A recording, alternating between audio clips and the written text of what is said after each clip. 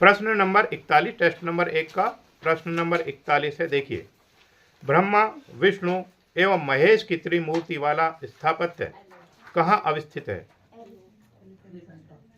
एलिफेंटा गुफा। त्रिमूर्ति एलिफेंटा की प्रसिद्ध है और ये त्रिमूर्ति को सदाशिव की मूर्ति बोलते हैं। सदाशिव, हाँ।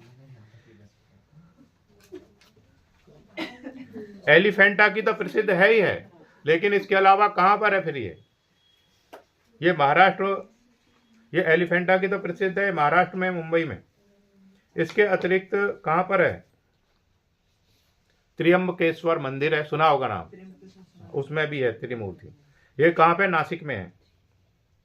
यहाँ पर मूर्ति नहीं है, ज्योतिर्लिंग है।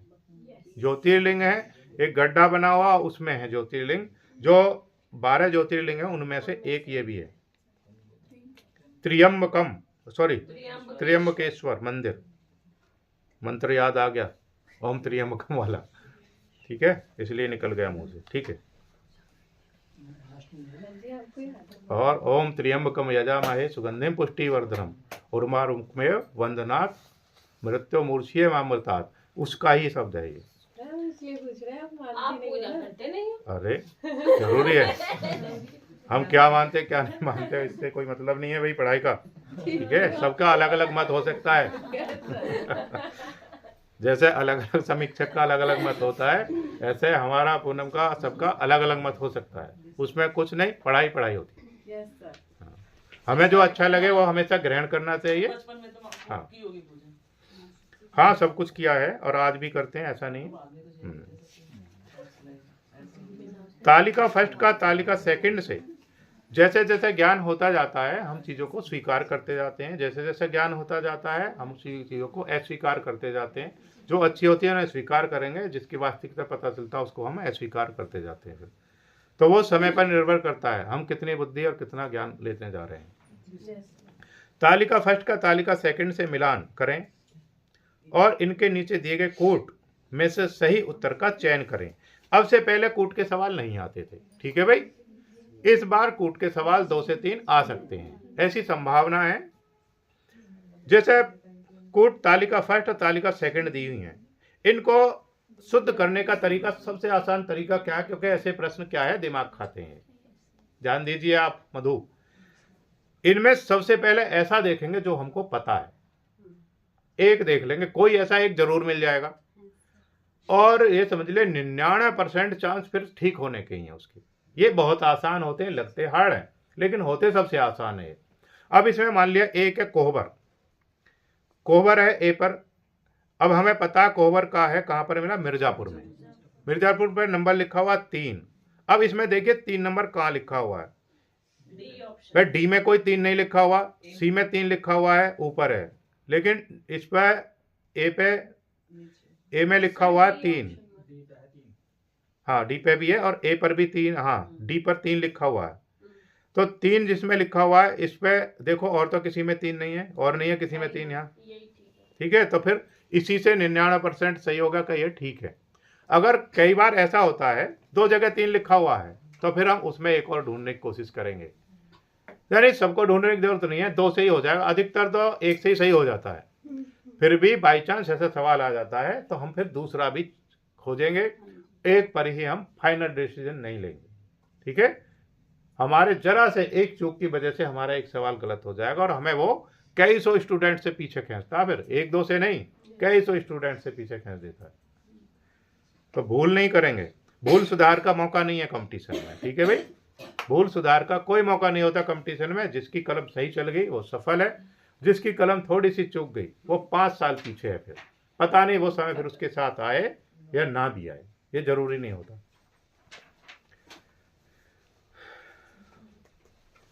जब हम किसी कंपटीशन की तैयारी करते हैं तो एक पत्थर मान लीजिए, हमें पढ़ते सभी हैं, पूरा 100% देने की कोशिश करते हैं, लेकिन जरा सी चूक के कारण कोई पीछे रह जाता है और जरा सा एक सवाल हल करने से कोई बहुत अंदर तक पहुंच जाता है।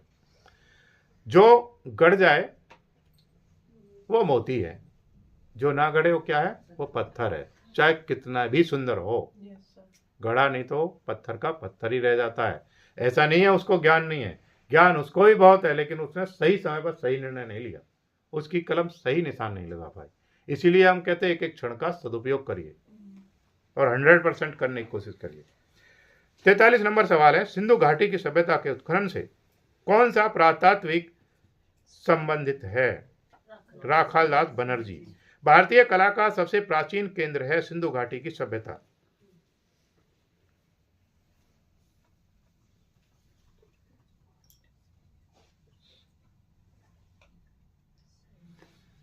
फ्रेस्को कैंटाब्रियन क्षेत्र किसे कहते हैं? हाँ, यूरोपीय प्रागैतिहासिक चित्रों का प्रमुख केंद्र है। फ्रांस की क्या है? ये प्रागैतिहासिक कलात्मक गुफाएं इसमें आती हैं कैंटाब्रियन में। फ्रांस की प्रागैतिहासिक कलात्मक गुफाएं इसी में आती हैं।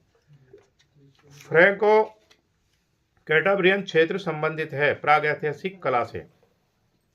तालिका फर्स्ट में दी गई गुफाओं का तालिका सेकंड में दिए गए चित्रों से मिलान करें और उनके नीचे दिए गए कूट में से सही उत्तर का चयन करें। जैसे इसमें तालिका फर्स्ट तालिका सेकंड दी गई है। तालिका फर्स्ट में गुफा संख्या 10 में क्या है? अगर हमने अजंता सही से पढ़ा था तुरंत निशान लगाएंगे। 10 में क्या है? छदंत जातक। अब 3 नंबर देखिए किस में आ रहा है। 3 नंबर आ रहा है सी में आ रहा है 3 नंबर, तो वो सब सही है, फिर सी सही है, इसलिए इसका। गुफा संख्या 17 में क्या है? माता पुत्र। गुफा संख्या 1 में क्या है? पद्मपाणि बोधिसत्व। और गुफा संख्या 2 में क्या है? सुनहरे मृग द्वारा धर्मोपदेश, यह महाहंस जातक।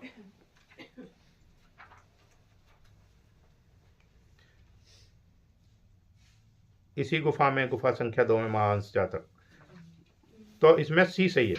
नवपाषाण युग में मानव कहाँ रहता था? बस्तियों में।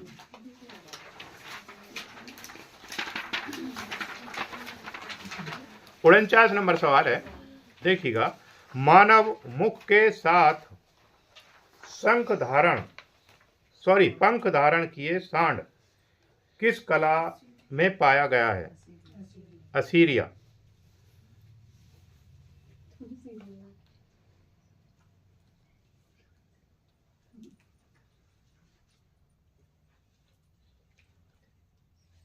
असीरिया इसमें ठीक है।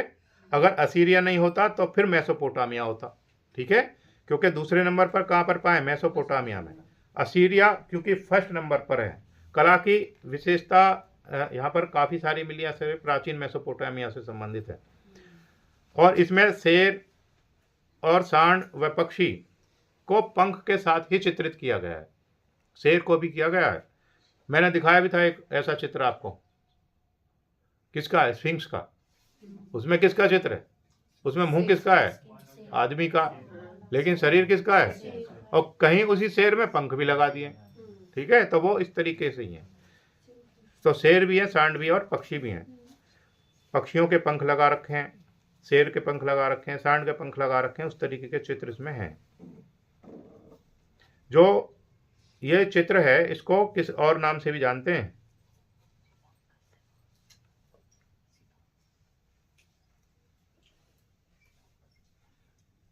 किस नाम से जानते हैं? लमालुस के नाम से भी जानते हैं इसे।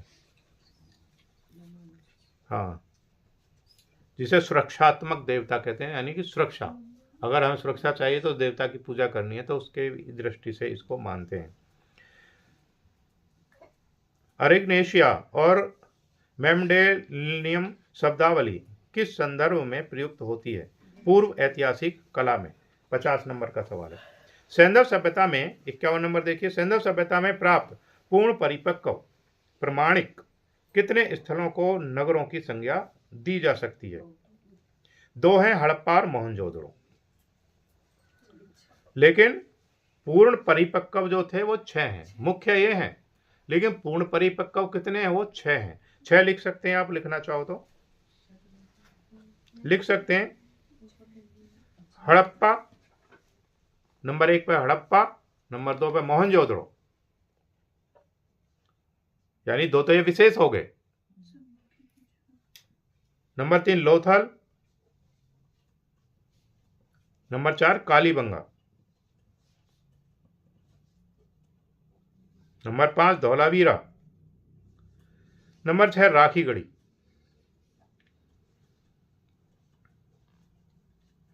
अब मैंने इसमें 2 लिखवाए, हड़प्पा और मोहनजोदड़ो, 2 पे निशान लगवा दिया। अब 2 क्यों माने? क्योंकि हड़प्पा है, ये सबकी खोज कैसे थी? सबसे पहले की गई थी, ठीक है, इसीलिए एक तो ये विशेष इसलिए हो गया। दूसरा मोहनजोदड़ो, मोहनजोदड़ो से क्या था? स्नानागार मिला है।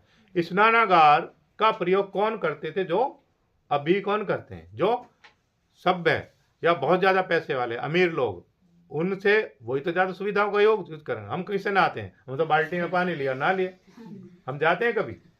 हाँ, तो उससे ये प्रमाणित होता है कि उस समय की जो सभ्यता थी कैसी थी? उन्नत थी। उन्नत थी किससे प्रमाणित हो रहा है? स्नानागार से। स्नानागार था। स्नानागार कहाँ मिला है?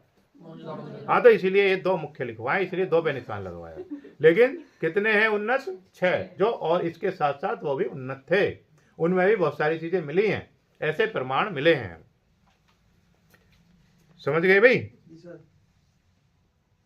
और कालीबंगा से क्या मिला है? जुते हुए खेत मिलके साक्ष्य मिले हैं। Very good. धौलावीरा कहां पर है? गुजरात में। यहाँ की जो जल प्रबंधन प्रणाली है वो विशेष रही है, इसलिए उसका भी नाम है।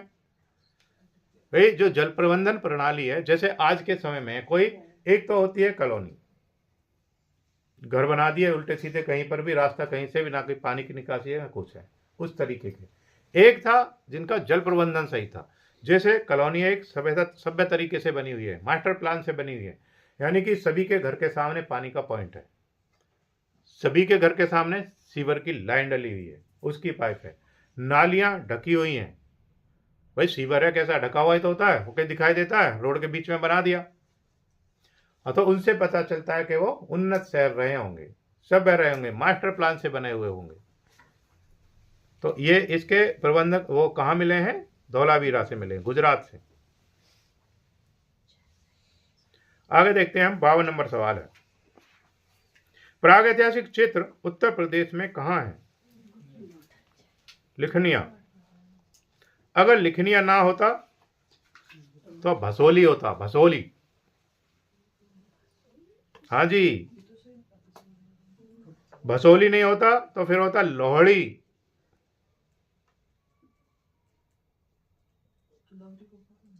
हाँ, लोहरी। लोहरी नहीं होता तो फिर क्या होता? कोबर। कोबर भी नहीं होता तो फिर होता विजयगढ़। विजयगढ़ दुर्ग तो पढ़ा है।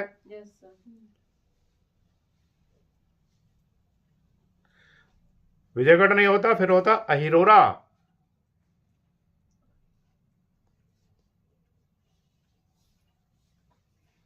अहिरोरा नहीं होता फिर होता बांदा,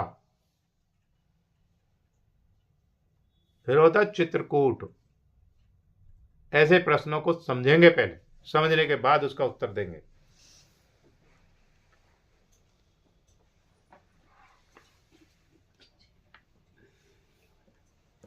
तिरपन नंबर सवाल है, बादामी गुफाएं किस पर्वत श्रेणी में स्थित है? हाँ,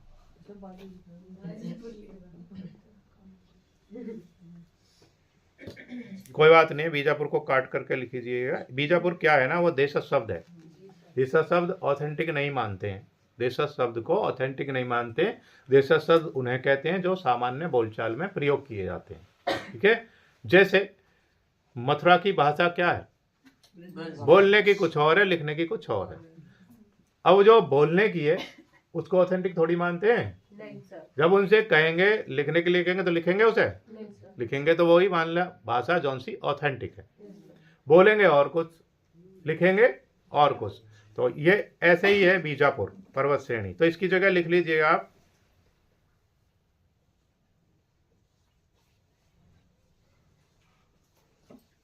पर्वत श्रेणी की जगह लिख लीजिए मालाप्रभा नदी के किनारे। मालाप्रभा, ये इसका ऑथेंटिक है। मालाप्रभा नदी के किनारे। कहां पर बादामी की गुफाएं कहां पे हैं? कर्नाटक राज्य के बागलकोट में है। ये इसका ठीक है, ठीक है भाई। देशज के साथ साथ ऑथेंटिक लिख लिया आपने, यही सही रहेगा इसका। बागलकोट में है, कर्नाटक राज्य के बागलकोट में है। किसने बनवाई थी? पुलकेशिन प्रथम ने बनवाई थी।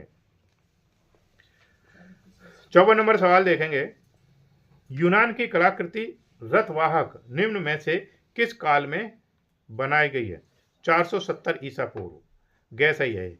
यूरोप 55 नंबर सवाल है। यूरोप के प्राचीन प्रस्तर युग का समय है लगभग 30,000 वर्ष पूर्व। गैस सही है। प्रागैतिहासिक कालीन अधिकांश चित्र मिले हैं नवपाषाण काल में। गै ठीक है। उत्तर पाषाण काल की चित्रकला के प्रमुख उदाहरण मिलते हैं इनमें से कोई नहीं है। अच्छा, इनमें से सभी पक्का? Very good. हाँ, इनमें से सभी, क्योंकि बेलारी भी है, मिर्जापुर भी है और सिंघनपुर भी है। हाँ, उत्तर भारत के काल की चित्रकला के। पाषाण काल पूछ रहा, उत्तर दक्षिण नहीं पूछ रहा। पाषाण काल की है। ठीक है, ये सभी सही है, इसमें यही आएगा, घ सही आएगा। प्रागैतिहासिक काल में बने हाथी के चित्र जिसके शरीर पर पान की आकृति बनी है किस गुफा में है? हाँ, पिंडाल गुफा में है। ये है पिंडाल गुफा। ये देख रहे हैं आप, बहुत कम दिखाई दे रहा है लेकिन दिख जाएगा आपको। ये पान की आकृति बनी है ना इस पर, केवल इसका जिक्र है। ये पिंडाल गुफा का ही चित्र है। इसमें साफ नहीं दिखाई दे रहा है। हाँ, वो कम कम समझ जाओ, आप तो समझदार है। समझदार के लिए तो इशारा ही काफी होता है। समझ गए ना? ये पान जैसा दिखाई दे रहा है। अब इस पान को क्या बना दिया आधुनिक काल ने? दिल है ये। हाँ, यही है बस। अब 58 नंबर देखेंगे। प्रागैतिहासिक काल में बने हाथी के चित्र हो गया भैया। पिंडाल। पिंडाल कहाँ पे? मध्य प्रदेश रायसेन में है। पिंडाल मध्य प्रदेश रायसेन में भी मिले हैं इस तरीके के चित्र। ठीक है, मतलब कुछ गुफाओं में इस तरीके के चित्र और भी मिले हैं। आगे है 59 नंबर सवाल। आदिकाल की चित्रकला कब से कब तक मानी जाती है?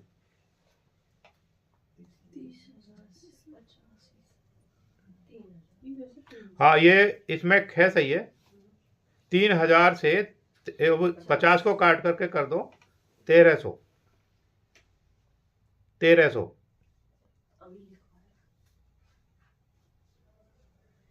अब ये भी वही है, अलग अलग मत हैं इस पर भी। ठीक है, 1300 वर्ष पूर्व। आगे देखेंगे। काली आकृति वाली शैली के चित्र किस युग में बने थे? यूनानी। यह काली आकृति किस पर बनाई जाती थी? मृद भांडों पर। मृद भांड मैंने आपको दिखा चुका हूं, आप पर इस पर बोर्ड पर मृद भांडों के ऊपर चित्रकारी की जाती थी। 7वीं से 5वीं शताब्दी ईसा पूर्व की है। 61 नंबर सवाल है। किस स्थापत्यविद ने गतिज स्थापत्य की अवधारणा का विकास किया? अलेक्जेंडर कार्डर। अब ये इसमें लिखा हुआ है किस स्थायित्व ने गतिज स्थापत्य बोल रहा है वो।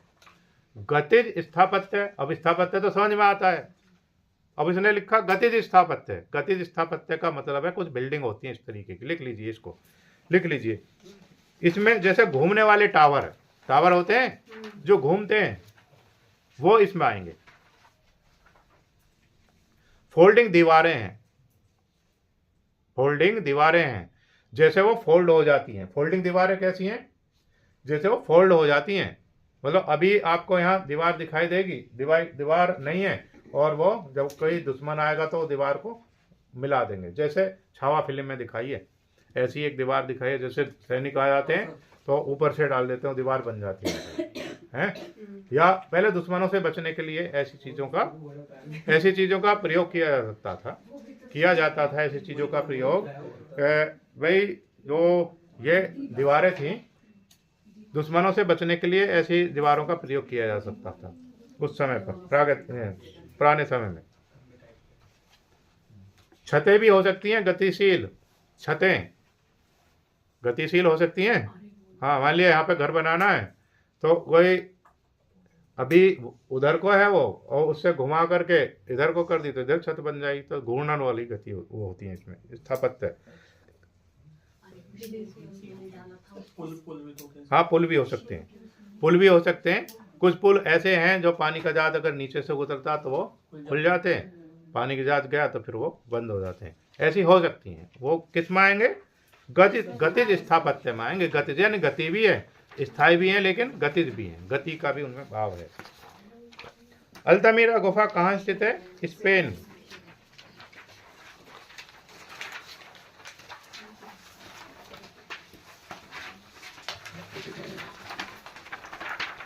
63 नंबर सवाल देखेंगे। अल्तामीरा की गुफाओं में किस जानवर का चित्र अधिक दिखाई पड़ता है? हाँ, जंगली भैंसा। बैल का भी है, लेकिन जंगली बैल होना चाहिए। वो इस वाला बैल पर नहीं निशान लगाएंगे, उसमें लिखा रहेगा जंगली बैल। हाँ, स्पेन की, क्योंकि बैल तो पालतू हो सकता है, लेकिन जंगली बैल क्या है, वो पालतू नहीं होगा, वो जंगल में ही रहेगा, तो इसलिए जंगली भैंसा है तो जंगली बैल भी हो सकता है। स्पेन की प्रागैतिहासिक चित्रकला में चित्रित है वाइसन भी है, रेंडियर भी है और मानव भी है।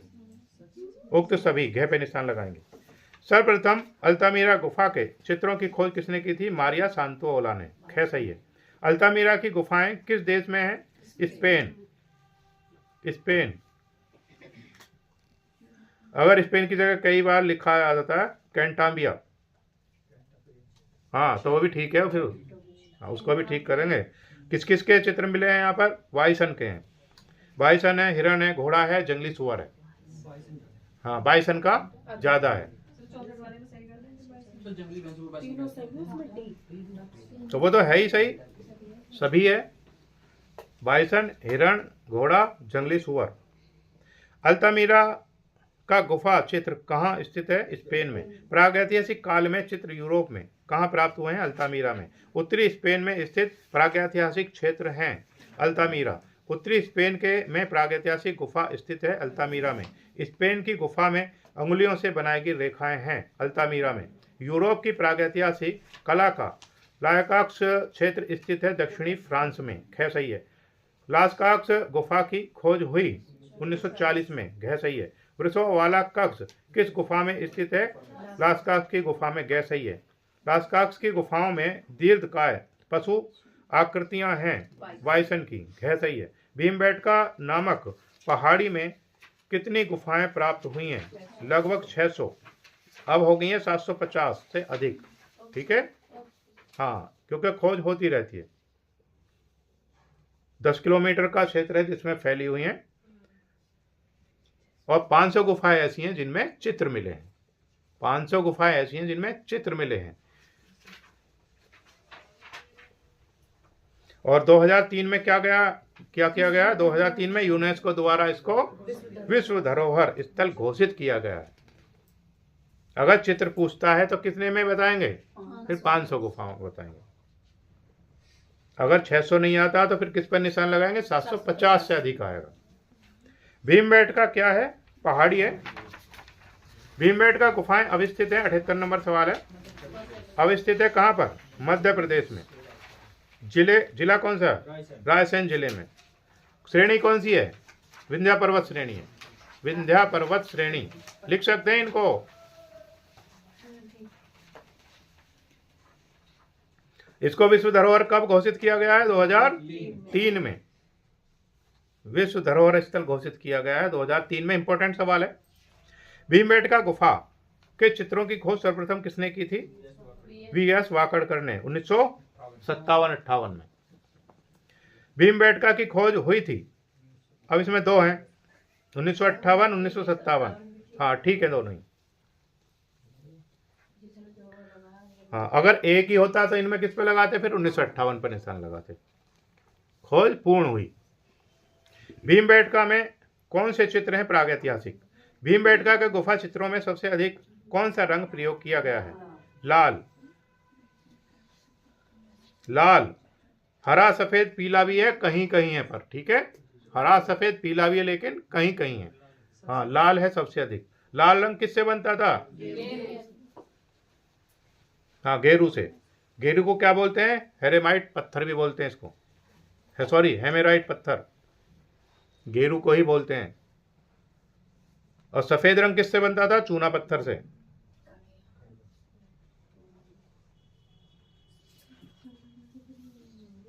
हरा किससे बनता था?